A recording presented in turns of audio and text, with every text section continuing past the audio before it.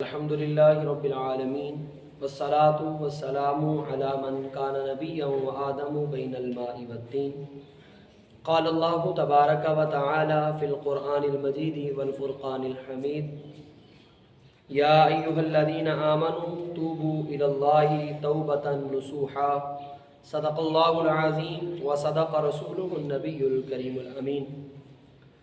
اس طرح کے دوست احباب کو معلوم ہے کہ عشرۂ مغفرت کا آج پہلا روزہ ہے۔ آج کا ہماری گفتگو کا عنوان توبہ اپنے رب کو راضی کرنے کے لیے کیجیے۔ تو دعا کرتا ہوں رب لم یزل حق سچ بیاں کرنے کی توفیق عطا فرمائے۔ رب لم یزل نے قرآن مجید فرقان حمید کے اندر ارشاد فرمایا، اے ایمان والو توبہ کرو اور سچی توبہ۔ اب کریم آقا صلی اللہ تعالی علیہ وسلم کے غلاموں، انسانوں کو دکھلانے کے لیے توبہ نہ کرے کہ لوگ مجھے جو ہیں وہ نیک کہیں گے، لوگ میری پاکی کی قسمیں اٹھائیں گے۔ جب بھی رب کی بارگاہ میں جھکو تو منشور اور مقصود یہی ہونا چاہیے کہ میں اپنے رب کو رضا کرنے کے لیے یہ سب کچھ کر رہا ہوں۔ اور جب بھی انسان سے کوئی خطا سرزد ہو جائے تو اپنے رب کے حضور اپنی جبین کو جھکا کر رب کی بارگاہ میں گڑ گڑا کر توبہ کیجیے۔ اب رب کائنات کے پیارے محبوب صلی اللہ تعالی علیہ وسلم کے غلاموں، کملی والے مصطفیٰ صلی اللہ تعالی وسلم کے ایک صحابی حضرت ثعلبہ بن عبد الرحمن رضی اللہ تعالی عنہ، عمر 16 سال ہے۔ کریم آقا صلی اللہ علیہ وسلم اپنے کام کے لیے جب بھی کبھی بھیجتے حضرت ثعلبہ بن عبد الرحمن کو بھیج دیتے، اور حضرت ثعلبہ بن عبد الرحمن یہ سرکار کے وہ صحابی ہیں کہ نبی علیہ الصلوۃ والسلام ان کو اپنے کام کہا کرتے تھے۔ اب ایک دن ہوا یوں کہ حضرت ثعلبہ بن عبد الرحمن کو کریم آقا نے کسی کام کی غرض سے بھیجا۔ حضرت ثعلبہ بن عبد الرحمن کام سے واپسی آ رہے تھے تو آپ کی نظر ایک غیر محرم عورت پہ پڑی۔ اب حضرت ثعلبہ بن عبد الرحمن جن کی عمر 16 سال ہے، اب دل کے اندر اس عورت کو دیکھ کر کوئی خیال آیا۔ اب ضمیر نے جھنجھوڑا، کہا ثعلبہ خود کو مصطفیٰ کا عاشق کہتا ہے، لوگ تجھے خادم مصطفیٰ کے نام سے جانتے ہیں، لیکن تو نے یہ کیا کیا؟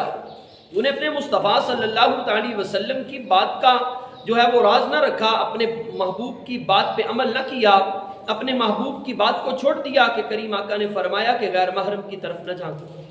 حالانکہ پہلی نظر شریعت میں معاف ہے، لیکن آج ہماری نظریں کتنے گناہ نہیں کرتے، لیکن ہمیں پھر بھی جو ہے وہ احساس نہیں ہوتا۔ لیکن قربان جائیے حضرت ثعلبہ بن عبد الرحمن پہ کہ وہ کریم آقا کی بارگاہ میں نہیں گئے۔ وہ کہتے ہیں میں کس منہ سے اپنے محبوب کی بارگاہ میں جاؤں گا؟ اب حضرت ثعلبہ بن عبد الرحمن کے بارے میں کریم آقا صلی اللہ علیہ وسلم نے صحابہ سے پوچھا، فرمایا اے صحابہ ثعلبہ نہیں آئے؟ صحابہ نے جواب دیا رسول اللہ صلی اللہ علیہ وسلم نہیں۔ تو نبی علیہ الصلوۃ والسلام نے صحابہ سے فرمایا حضرت ثعلبہ کو ڈھونڈ کے لاؤ۔ اب ایک ہفتہ گزر گیا، حضرت ثعلبہ نہ ملے، دوسرا ہفتہ آیا، تیسرا ہفتہ آیا، الغرض 40 دن ہو گئے۔ اب کریم آقا نے فرمایا عمر سلمان کو ساتھ لو اور میرے ثعلبہ کو ڈھونڈ کے لاؤ۔ اب حضرت فاروق اعظم رضی اللہ تعالیٰ عنہ حضرت سلمان فارسی کو ساتھ لیا، حضرت ثعلبہ کی تلاش میں نکلے۔ اب ایک جگہ پہ چرواہا نظر آیا، فاروق اعظم اس چرواہے سے پوچھتے ہیں تم نے ثعلبہ کو دیکھا ہے؟ وہ چرواہا کہتا ہے میں ثعلبہ کو تو نہیں جانتا، لیکن ہاں ایک جوان ہے جو بہت گڑ گڑا کے روتا ہے، اپنے رب سے معافیاں مانگتا ہے۔ فاروق اعظم رضی اللہ تعالیٰ عنہ نے فرمایا کہ وہ کہاں ہے؟ آپ نے فرمایا وہ پہاڑی کی اوٹ میں ہے۔ اب فاروق اعظم وہاں پہنچے تو حضرت ثعلبہ بن عبد الرحمن آپ عرض کرنے لگے کہ اے فاروق اعظم یہ تو بتائیے کیا رب نے میرے متعلق کوئی فیصلہ تو نازل نہیں فرما دیا؟ اب حضرت فاروق اعظم رضی اللہ تعالیٰ فرماتے ہیں کریم آقا نے آپ کو یاد کیا ہے، بلوایا ہے۔ تو حضرت ثعلبہ کہتے ہیں لے مجھے جاؤ، لیکن میری ایک گزارش ہے، مجھے بارگاہ مصطفیٰ میں تب لے کے جانا جب کریم آقا نماز پڑھا رہے۔ یعنی حضرت ثعلبہ رضی اللہ تعالیٰ عنہ کا انداز محبت دیکھنا۔ اب کریم آقا صلی اللہ علیہ وسلم کے یار مراد مصطفیٰ فاروق اعظم رضی اللہ تعالیٰ عنہ، آپ نے فرمایا ٹھیک ہے۔ فرمایا مغرب کی نماز کا وقت تھا جب حضرت ثعلبہ کو لایا گیا، کریم آقا نماز پڑھا رہے تھے۔ وہ کیسا منظر ہوگا کہ مصلی پر محبوب جلوگر اور پیچھے اقتداء میں سارے صحابہ، اور نماز پڑھانے والی ذات مصطفیٰ کی اور مصطفیٰ رب کا قرآن پڑھ رہے ہوں تو منظر کیسا ہوگا؟ فرمایا محبوب نے فرمایا یا ایھا الانسان ما غرک بربک الکریم۔ جب محبوب نے یہ آیت تلاوت فرمائی اس کا مطلب اور مقصد کیا ہے؟ فرمایا اے انسان تجھے کس چیز نے دھوکے میں ڈال دیا؟ تیرا رب تو بڑا کریم ہے۔ مہد سالبہ بے ہوش ہو گئے، اٹھا کے گھر لے گئے صحابہ۔ فرمایا کہ کریم آقا صلی اللہ علیہ وسلم نے نماز کے بعد پوچھا، فرمایا سالبہ نہیں آئے؟ تو بتلایا کہ یا رسول اللہ وہ اس طرح معاملہ ہوا گھر کے اندر ہے۔ نبی علیہ الصلوۃ والسلام نے اپنے صحابہ کو ساتھ لیا، حضرت سالبہ کے گھر پہنچے۔ اب راوی لکھتے ہیں سرکار علیہ الصلوۃ والسلام نے سالبہ کا سر اٹھایا، اپنی گود میں رکھا۔ حضرت سالبہ اپنا سر اٹھانا چاہا، کریم آقا صلی اللہ علیہ وسلم کی طرف دیکھ کے عرض کرتے ہیں یا رسول اللہ میرا سر اس قابل نہیں ہے آپ کی گود میں آئے۔ تو نبی علیہ الصلوۃ والسلام کے غلاموں محبت دیکھنا، ایک نظر پڑی ہے، ایک نظر عورت پہ، لیکن ندامت دیکھنا حضرت سالبہ بن عبد الرحمن کی۔ عرض کی یا رسول اللہ کیا رب نے مجھے معاف کر دیا؟ کریم آقا صلی اللہ علیہ وسلم نے ہاں سالبہ رب نے معاف کر دیا۔ عرض کی یا رسول اللہ آپ مجھ سے راضی ہیں؟ آپ مجھ سے راضی ہیں؟ تو نبی علیہ الصلوۃ والسلام کی آنکھوں سے چھم چھم آنسو برسنے لگے۔ فرمایا ہاں سالبہ میں تجھ سے راضی ہوں۔ ابھی لکھتے ہیں حضرت سالبہ نے کلمہ پڑھا، کلمہ پڑھ کے روح کف انصری سے پرواز کر گئی۔ اور نبی علیہ الصلوۃ والسلام حضرت سالبہ کے جنازے میں قدم جو ہے وہ اپنے پاؤں کو پنجوں کے بل رکھ کے چلتے ہیں۔ صحابہ پوچھتے ہیں یا رسول اللہ معاملہ کیا ہے؟ سرکار نے فرمایا رب نے 70,000 فرشتے سالبہ کے جنازے میں اتارے ہیں۔ سالبہ نے اتنی پکی توبہ کی ہے، اور توبہ انہوں نے صرف دنیا داروں کو دکھانے کے لیے نہیں کی تھی، اپنے رب کی رضا کے لیے کی تھی، اپنے رب کو راضی کرنے کے لیے کی تھی۔ کریم آقا صلی اللہ علیہ وسلم کے غلاموں آج ہمارے اندر کمی یہی ہے کہ ہم اگر کوئی نیکی بھی کرتے ہیں تو دکھلاوے کے لیے، رب کی بارگاہ میں جھکتے ہیں پھر بھی لوگوں کو دکھلاوے کے لیے۔ کریم آقا صلی اللہ علیہ وسلم کے غلاموں حضرت فضیل بن عیاض ایک بزرگ گزرے ہیں۔ فرمایا میں ڈاکو تھا، ڈاکو بھی نہیں ڈاکوؤں کا سردار تھا۔ تو کہا میں مال لوٹتا تھا، لوگ چلاتے تھے، میں ان کے مال کو چھین لیا کرتا تھا۔ کہا جب ہمارے گروہ کو لوگ دیکھتے تھے تو وہ کہتے تھے ہمارا مال تو سارے کا سارا گیا۔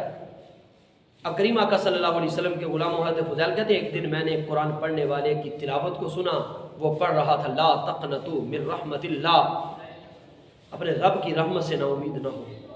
تو کہا میں ان کے پاس گیا، میں نے کہا رب میرے معاف کر دے گا گناہ سارے کے سارے؟ کہا ہاں رب کی بارگاہ میں پلٹ کے تو آؤ، ان اللہ لا یغفر الذنوب جميعا، وہ تمام گناہوں کو معاف کر دے گا۔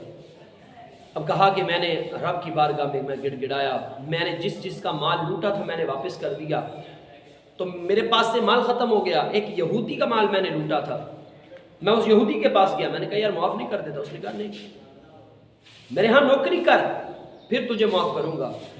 میں نے کہا ٹھیک ہے۔ آج انسان شریف ہو نا تو لوگ سمجھتے ہیں شرافت نہیں اس کی کمزوری ہے۔ نہیں میرے بھائی، آپ کہہ سکتے تھے نہیں معاف کرنا تو نہ کر، لیکن نہیں، کیونکہ توبہ رب کو راضی کرنے کے لیے انہوں نے کی تھی۔ تو اب کہا کچھ دن گزرے نا تو وہ یہودی کہنے لگا وہ کنکروں کی تھیلی ہے وہ لے کے آؤ میرے پاس۔ فضیل بن عیاض کہتے ہیں میں لے کے آیا تو اس نے جب کھولی نا تو اس کے اندر سے سونا نکلا۔ تو میں نے کہا تم نے تو یہ کہا تھا اس کے اندر کنکر ہے۔ تو کہا ہاں میں تورات پڑھتا ہوں، میں بڑی تورات پڑھتا ہوں، میں نے تورات کے اندر پڑھا ہے کریم آقا صلی اللہ علیہ وسلم کی امت کے افراد جب سچی توبہ کریں گے، سچی توبہ، فرمایا وہ مٹی کو ہاتھ لگائیں گے، کنکروں کو ہاتھ لگائیں گے، رب سونا بنا دے گا۔ تو مجھے پتہ چل گیا تو آیا بھی سچی غرض سے تھا، تو نے توبہ بھی کیا اور رب نے تیری توبہ کو قبول بھی کر لیا ہے۔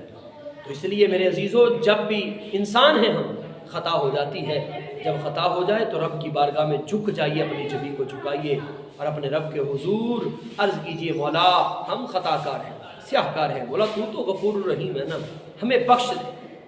تو آج انسان انسانوں کی طرف دیکھتا ہے، انسان الجھن کا شکار ہو جاتا ہے۔ تو اس لیے کسی نے کہا تھا نا الجھے ہوئے لوگوں سے گریزاں نہ ہوا کر، الجھے ہوئے لوگوں سے گریزاں نہ ہوا کر، حالات کی قبروں کے ذرا کتبے بھی پڑھا کر، ہر وقت کا ہنسنا تجھے برباد نہ کر دے، تنہائی کے لمحوں میں کبھی رو بھی نہیں۔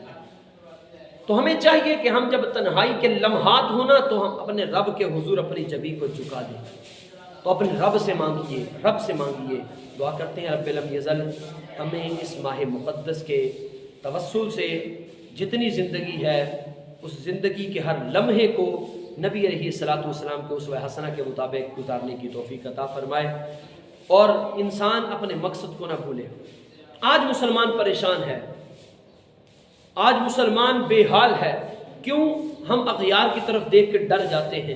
تو کسی نے کہا تھا نا، مسلمانوں نہ گھبراؤ، مسلمانوں نہ گھبراؤ، خدا کی شان باقی ہے۔ مسلمانوں نہ گھبراؤ، خدا کی شان باقی ہے۔ ابھی اسلام زندہ ہے، ابھی قرآن باقی ہے۔ یہ کافر کیا سمجھتے ہیں جو ہم سے روز الجھتے ہیں؟ ابھی تو کربلا کا آخری میدان باقی ہے۔ وما علیہ الا البلاغ۔